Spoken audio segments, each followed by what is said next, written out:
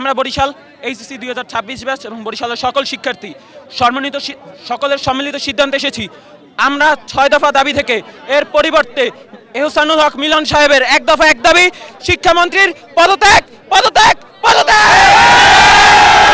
এহসানুল হক মিলন সাহেবকে তার এই ধরনের ত্রুটিযুক্ত সিদ্ধান্ত এবং সকল কারণে আমাদের পোল্ট্রি মুরগি বলার কারণে এবং তার প্রকাশ্যে ক্ষমা চেতে হবে এবং আগামী 24 ঘন্টার মধ্যে তার পদত্যাগ নিশ্চিত করতে হবে।